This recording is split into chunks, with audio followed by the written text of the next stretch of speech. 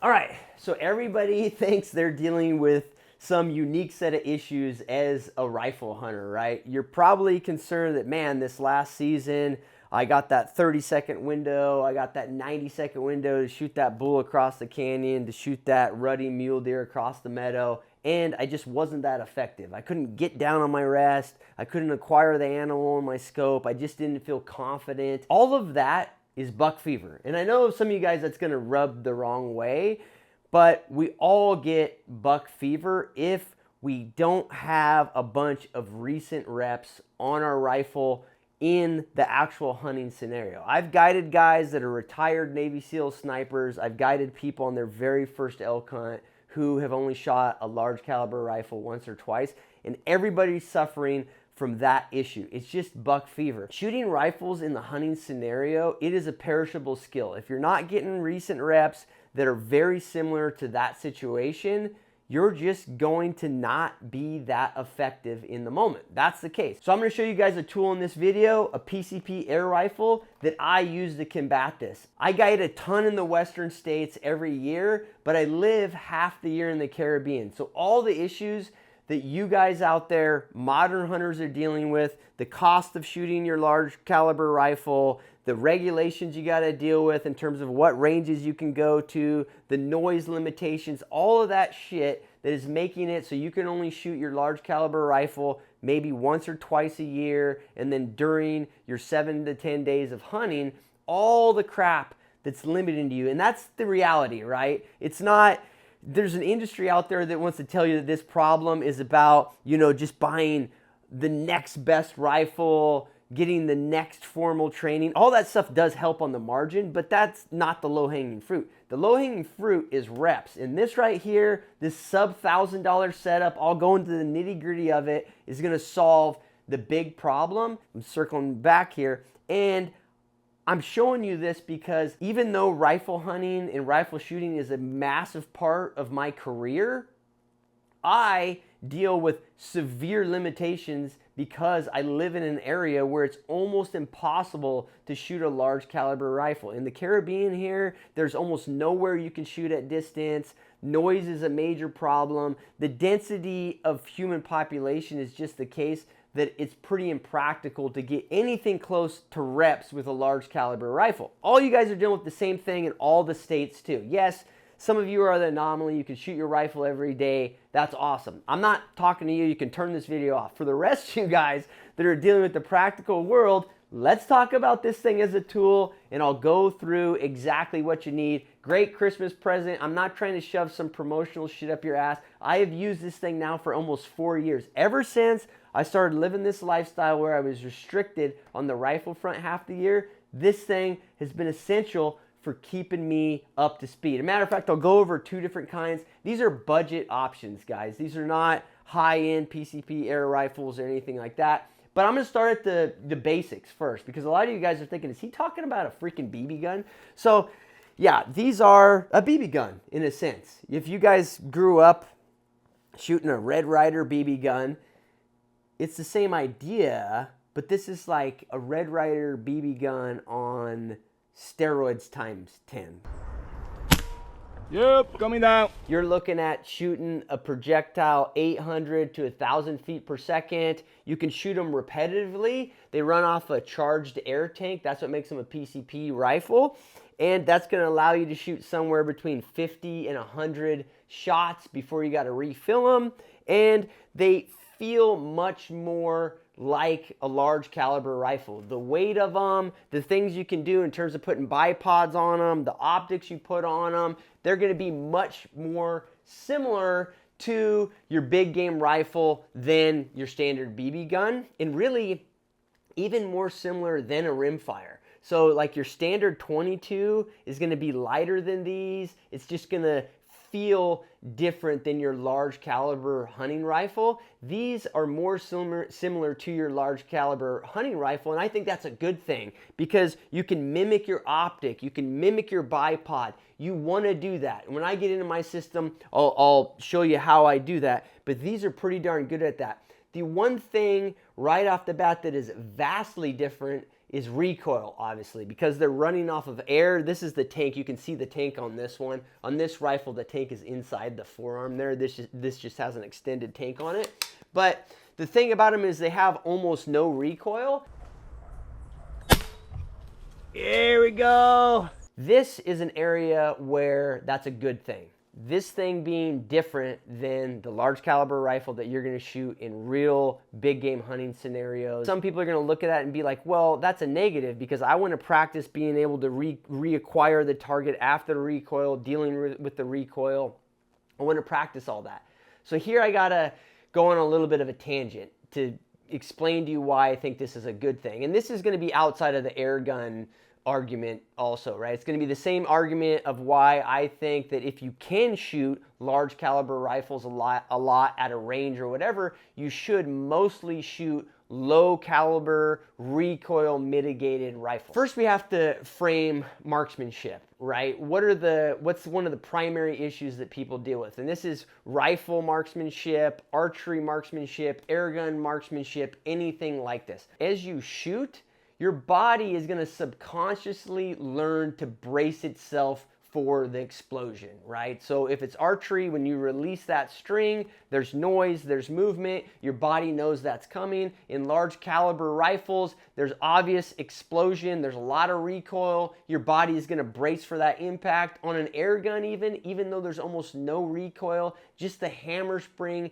hitting the regulator, that puff of air, the noise associated with that, your body is going to look at that as an explosion and it's gonna brace for impact. And that brace for impact is gonna manifest as flinching. And that's gonna cause your marksmanship issues, right? That's gonna cause your groups to widen because your body is learning to flinch. All right, guys, so I wanted to mention that I'm having these custom skinning knives made. These are called Cliff Skinner. I've got a whole bunch of reasons why I've had this knife made the way that it's made. I've got a short video on the website. The details are there. pursuitwithcliff.com. Click in the corner up by shop. You'll see Cliff Skinner. Click that puppy. You'll get all the details. So a great way to think about this, Joel Turner talks a ton about this. And I agree with almost all the science that Joel puts out there. Now, in terms of the prescription, I disagree a little bit. And it's more on the practicality of it and how it applies to most hunters. But I'll get there. Joel has a great concept and a great way of explaining this. So I'll parallel that here for you. So you got to think about marksmanship in the context of closed loop and open loop system. So a closed loop system would be, swinging a golf club. You need the fluidity, you need the momentum to swing that golf club. It's just the nature and the physics of that movement, right? You can't stop halfway and then restart. That's a closed loop system. So in order to get better at swinging a golf club, you got to improve your form and everything else to improve that closed loop system. Once you start the swing, it's on. It's going, okay? Now, in terms of shooting air rifles, large caliber rifles, archery, whatever, we actually don't want a closed loop system because of what I just said. Part of our psychology is we're going to brace for impact, right? And we're going to create that flinch. We don't want that to be embedded in the closed loop system. That's going to be a problem because that flinch is just going to get worse and worse and we can't control it, right? Because our body knows that explosion is coming, so we're bracing for it, and that's going to result in wider groups. So what we need to do in an ideal world, we need to take and turn that closed loop system into an open loop system. So we need to practice a ton, shoot all the time, and get where we can control our trigger pull, our release on our archery equipment. Every moment of that shot process, we need to be able to stop and overpower our brain's psychological development of this bracing for impact. And that way we can fight that flinch. That'll work. Now, where you see this happening a lot, and this is where I kind of go a little bit away from Joel's training, you see this approach and you see it executed very well in the archery world. And part of the reason for that is that almost anybody can shoot their bow in their backyard every single day. So they're getting reps with their bow and they can work on this process, going from a closed loop system that's just automatic and that, bracing for impact, and changing the whole system into an open loop system where they control every aspect. And they can keep that tuned up because they can shoot their bow in their backyard every day. They can go through the whole process of first getting there to the open loop system where they control it. That brace for impact's not occurring anymore because they have so much psychological control over their process. They can do that and they can develop that, but then they can also keep it tuned up with recent reps. Now, with firearms, it's much more impractical for people to do that. And so what you tend to actually have is you tend to have people who can't practice enough for all the practical reasons we talked about in the beginning of this video, but they practice just enough to develop a closed loop system where their body is bracing for impact. So now they're flinching and they're inaccurate, but they don't have enough practice and enough recent reps to embrace turning that into an open loop system where they have total control, and it's basically mind over matter in terms of that explosion in the bracing that occurs. A huge proportion of the thousands of clients I had in my outfitting business, the hundreds of guys that I've personally guided, the majority of them don't have the time or the place where they can do that with a rifle, right? So the best alternative is to mitigate how much your mind adjusts and braces for that explosion. So the way to do that is to mitigate the recoil and the explosion in the majority of the practice you do with rifles. So to explain this, I guess to pound this in, the worst thing you can do is shoot a large caliber rifle once a month, right? Or once every couple months, or once every 6 months. Because that's just training you that, holy shit, here comes a big explosion. I'm within the closed loop world, so I'm just going to keep bracing really intensely for that explosion. The best alternative is when you shoot a rifle, shoot one with very low recoil, mitigated recoil. And then when you move up to a large caliber rifle with a heavy recoil, your brain is in the closed system world of bracing for impact, but it's bracing for a way mitigated recoil and explosion. So that flinch is going to be smaller, that issue is going to be smaller. Now, I know, guys, some of you are going to be like, Cliff, you just described compromising. You're compromising perfection. Perfection is to just get the recoil out of your mind and have the open loop system. I know what you're saying, guys, but for 19 out of 20 people, that's impossible. That's just what I'm saying. With how much time they can dedicate to this, that's impossible. So the more practical solution is do most of your practice with a light recoiling rifle, a rimfire rifle, or one of these air rifles where that recoil, that explosion is super small. So that was my long-winded way of saying that, yes, these are much different on the recoil front, but I view that as a positive thing. Now, on the noise front, what you guys need to know on the noise front on PCP air rifles, you're looking at the noise of a suppressed 22 minus a little bit. So relatively quiet, but still, if you think this is going to sound like your Red Ryder BB gun, like this, it's louder than that. Now, it just depends. I'm trying to think of like a context to explain that to you. The way I would think about it is if I had an acre of land and my closest neighbor was an acre and a half away, I think almost any reasonable person is not going to be annoyed by the sound of an air rifle from that distance.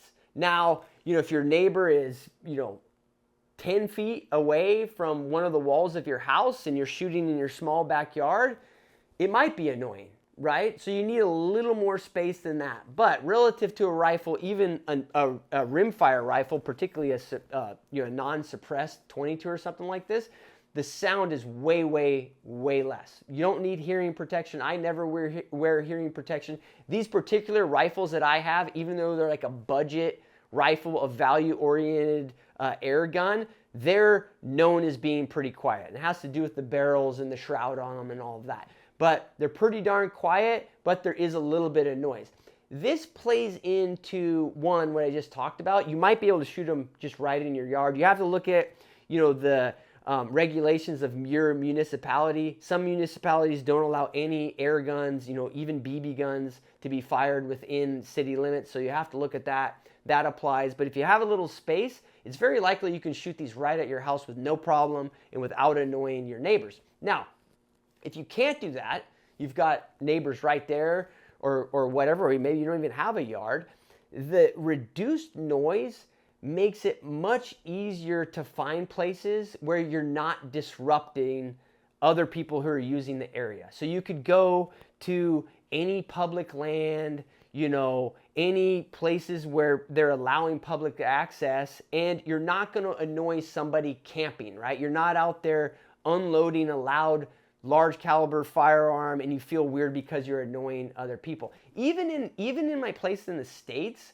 these air guns open up like so much more area that I would feel comfortable shooting them at versus my large caliber rifles, just because of that noise component. And then also there's just the practicality of the backstop issue, right? With these rifles here, these air guns, you're looking at the trajectory. I'll just ballpark it for you. Yeah, the muzzle velocity on them is 800 to 1,000 feet per second, so obviously much reduced relative to a big game caliber rifle, but the ballistic coefficients are also fairly poor. So if you look at these air guns, most of your pellets and slugs, you look out at the trajectory at 100 yards, you're looking at 2 feet plus of drop. So you don't need to have a massive backstop. You don't need to be miles from your neighbor to shoot safely, right? You know the trajectory, that pellet is gonna end up in the dirt, if you have just a reasonable backstop. If you're shooting, in a reasonable area, you don't have a lot of risk that you're putting other folks at risk with these rifles just because of the trajectory. You can factor that all in these two things, the noise and the trajectory. You can shoot them in way more places. And then the regulatory component. So there might, like I said, there might be city limits issue, municipality issues, but in general, air guns, in some areas, there's basically no regulation on them. Some areas and states, there is regulation on them. A lot of places, they're not considered a firearm. A lot of states, they're not considered a firearm. So you can ship them in the mail. You can take them as carry-on luggage in a lot of situations, taking them down to Puerto Rico here, back to the States. I just throw them in my checked-in luggage. They're not a firearm. I don't have to worry about it. So that's a huge advantage too. Now, the one that probably a lot of you guys are into is the cost of shooting these things. So you've got to air them up. So there's a cost there. You've got to buy a compressor or a pump. I'll go over the options there. The reality is it's just a fixed cost. And then if you're using a pump, there's a physical cost, a little workout, right, to do the pumping. So you've got that cost. And then on the actual projectile, you're talking pellets or slugs. I primarily just shoot pellets.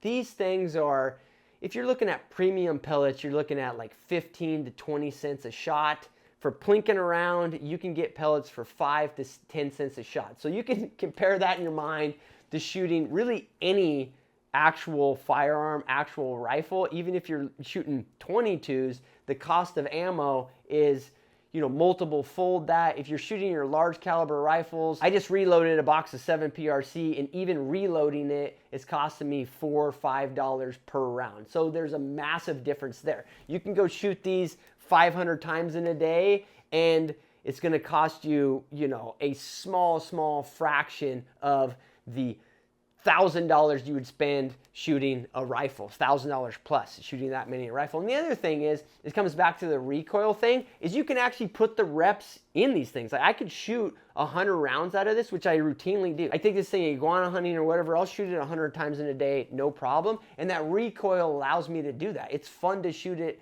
that many times. All your rifles, because of the recoil, it's just not fun to shoot it that many times. So that's another part of this whole equation that just makes these things fun to shoot. So now guys, let's dive in. I'll actually just go through these two rifle setups, exactly what I have, the cost. You want to set these up how you're going to shoot your primary large caliber big game hunting rifle, right? So the big one is rests. Set your target up, your target situation where you're shooting at angles and you're shooting on the rest that you're actually going to use in the field. So your bipod, your hunting pack, all of that. I'll stick a video up right here. You can go check it out where I talk about a bunch of different rests. I want you guys to use this setup in that context. Use it in the field application and you'll be way more effective. Now, I've got two Air Venturi rifles here. One is a little bit higher end than the other one.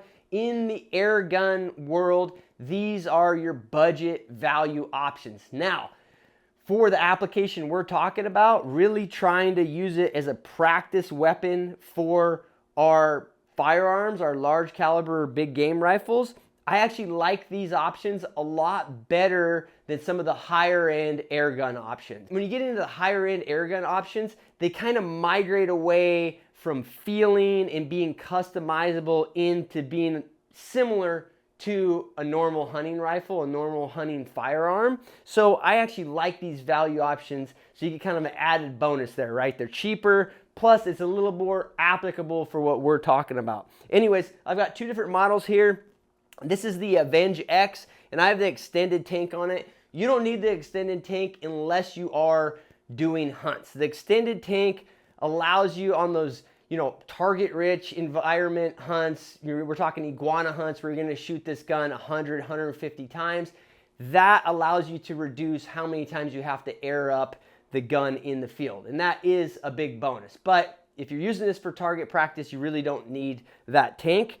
Now, this air gun here, just the rifle and the tank, that's going to run you between $725 and $800. Now, I recommend you add an optic on there that, again, mimics your hunting rifle. So you want it to be in mils if your hunting rifle is in mils, and that's going to be the reticle and any dials you have on the scope, right? You want them to be the same unit. The math is obviously going to be way different because the trajectory on your air guns are way different than your 7mm mag or whatever. It's grossly different, but you want to be thinking in the same unit, so make sure those match. The primary difference between these and normal firearm scopes, and on this other air gun, you're going to see that I have just an inexpensive Nikon rifle scope on it, and I've had no problem with it. But the one issue is if you get in to where you want to be in the nitty-gritty of it and you want to work through each part of your shot process, you want to make sure your parallax is right, you want to dial in your elevation, those sort of things, you want to move probably towards an air gun scope, particularly because the parallax on rifle scopes, firearm scopes, for the most part, its range is further distance, right? So these air guns, you're going to be shooting them a lot at shorter distances, and you need that parallax to start adjusting close, 10, 15, 20 yards, whereas a lot of rifle scopes, it doesn't even go that low. It may say it does, but it doesn't. You want to have your scope set up like your hunting rifle. So the primary thing there is you want to consider how high the scope is, and you want to consider the length of pull on your stock and your eye relief. Try to get that as close as possible to your hunting setup,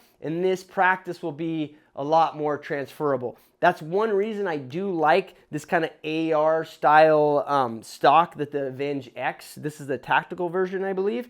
It's got this adjustable stock. Now my hunting rifles, they don't have adjustable AR platform type of stocks on them, but I can get the exact length of pull that I have on my hunting rifle on this gun without a lot of additional costs by having that retractable stock. So I like it. So that's the basic setup here.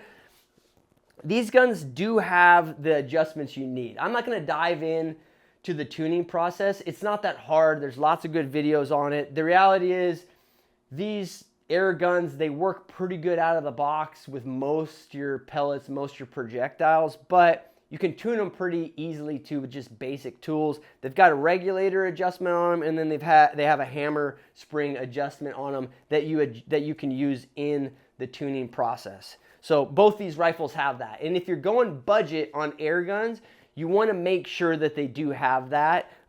You'll end up being happier in the end. A lot of the lower end air guns don't have both those adjustments. Some of them don't have either one of them. Some of them just have either the hammer spring adjustment or the regulator adjustment. You want to have both if possible. Guys, no excuses. All the stuff that I talk about on the podcast, all the stuff I talk about on YouTube, you can do it, and you can do it with me. There's a bunch of hunting, fishing, spearfishing experiences on my website. Go to pursuitwithcliff.com. Right on the top on the menu, click experiences. It'll walk you through all the different options. These are trips oriented around making you better. It's about the skill set, and it's about improving as an outdoorsman. So if that's you, that's what you want, go check them out and join me on the next one. So the other air gun that I have is this is an Air Venturi air gun also, but this is their base model, and it is just the Avenger. So you've got the Avenge X is that model, and that's the tactical version. And this is just the old school synthetic stock Avenger. These run about $350, so you can save quite a bit. From a practical perspective, they're pretty similar. There's not a whole lot of difference. This also doesn't have the extended tank, so you're not going to get near as many shots out of it. The tank is just here in the forearm, but it's got the regulator adjustment. It's got the hammer spring adjustment. The action is basically the exact same. In this case, I have an inexpensive Nikon Pro Staff scope on here. You know, that's $150 scope. The reason I have this scope on here is it is very, very close to the eye relief, the height, and everything else relative to my cheek weld as my primary hunting rifle that has a Leupold scope on it. These are both very similar. I didn't get another Leupold scope and put it on here just because of cost. There's really no other reason. On these air guns, you can use the exact scope that you're using on your hunting rifle. You'll hear people say that you can't because the recoil is different on the air guns. There's some nuances there. One, on PCP air guns, it's really not. Really what a lot of people are talking about when they're talking about spring guns, right? Where spring's hitting the projectile, it's not air, so the recoil is forward and backward. It has a different type of recoil. But even those little nuances, these higher end scopes are just like your average rifle scope. It's gonna do fine on an air gun. So if you wanna use the exact same scope, go for it. Then you're gonna be looking through the exact reticle, the exact dials, all that good stuff. It's gonna be transferable even more so to your big game firearm. Now, other things that you need, you might as well go out and get higher capacity magazines. These are the Air Venturi ones. They're rotary magazines. This is the high capacity one, 15 or 16 in terms of how many projectiles you can put in them. Probably depends on the caliber. These are 10, right? I like to have the larger capacity magazines. They're about $25. I'll put links below. And just so you guys know, I'll put links for everything below. I primarily get all my stuff from Pyramid Air. Their logistics are easy. They even ship stuff down here to Puerto Rico for me. They have everything. So for me, that's where I get 90% of this stuff. Their prices are very reasonable, competitive with everywhere else. If there's anything that I show you that they don't have, I'll stick an Amazon link down below for you too. Pellets, I wouldn't fret too much about this at first. Just get some of the mainstream air gun projectiles that are on Pyramid Air or wherever else you're shopping, and you're gonna be all right. You might wanna get a couple of them if you think you're gonna tune the gun right off the bat, but if you're just getting into it, just get one and see how it groups. You might get a couple, just like shooting your rifle, see which one groups better. You can play with that, but I wouldn't fret it right now. Now, once you wanna start tuning the rifle, go out and get a specific projectile. Pyramid Air has like 1,000 different ones.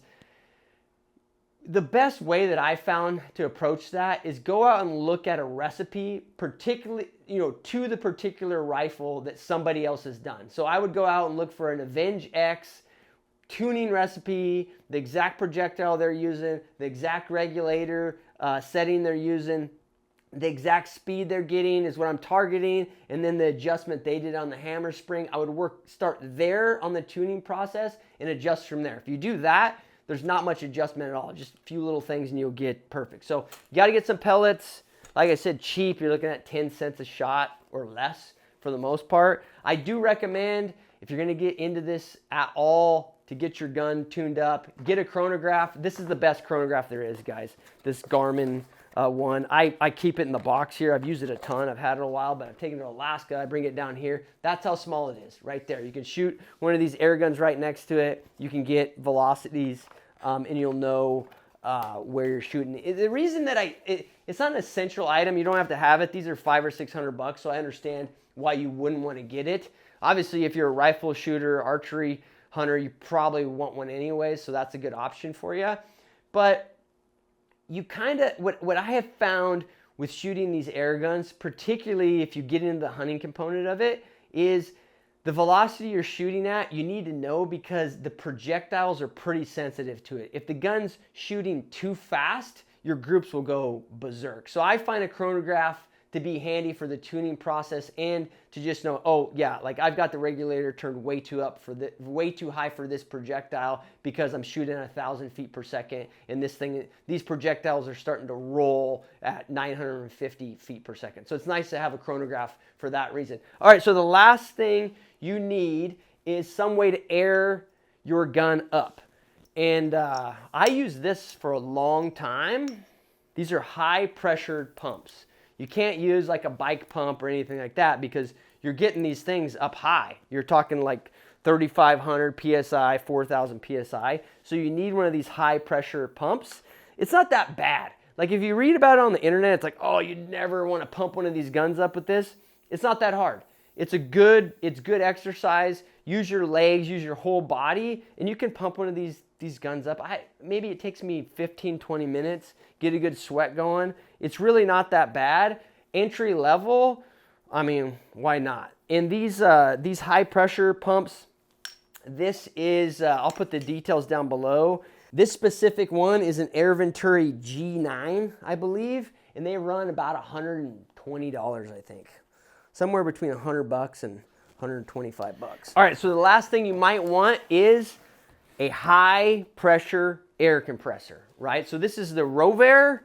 This thing's been pretty handy. It runs off 12 volt or just your household outlet, so I can run it off my vehicle or whatever if I need to, if I'm out in the field. These things are super handy. I can air up both these guns in like 45 seconds, a minute, no work at all. They're not as expensive as you would think they would be. At least I didn't think so. I think they run between $400 and $550. This one right around that $500 mark. And it's been super reliable, easy to use, pumps them up crazy quickly. Just so you guys know, you can't really, there's not other applications for them. They're specific to this use case. I don't know of any other applications for a high pressure air compressor. So a lot of people think, oh, I can just use a compressor I have in my shop or my garage. You can't. You need a specific one like this. But if you're shooting a lot, it's justifiable. So you can see, guys, like somewhere between, you know, an $800 setup just to get started, no problem. If you get the better rifle, the air compressor, all of that, good optic, you're going to be in that $2,000 realm. It's not super cheap, but for what you can achieve with it, it's pretty incredible. If you can go out and get an additional 100 reps in a year, an additional 300 reps in a year that mimic that actual hunting scenario or very close to it, it's worth it. It's worth $1,000 or $2 over a decade of shooting one of these. You're gonna improve your skill set drastically. Now on that subject, if you're an elk hunter, really if you're just a big game hunter in general, check this video out. It's starting to pop off a little bit. It's about the simple concept that most people don't think about. It's really about time management, guys. A lot of guys overlook that, and again, that's another low-hanging fruit on the skill set front, but I can tell you from all my years of guiding, it is gigantic. Guys, subscribe to the channel. I am going to do a review on the Mantis system, which is actually kind of analogous to this, another tool for practicing in the off season. Thanks for watching, guys. I'll catch you later.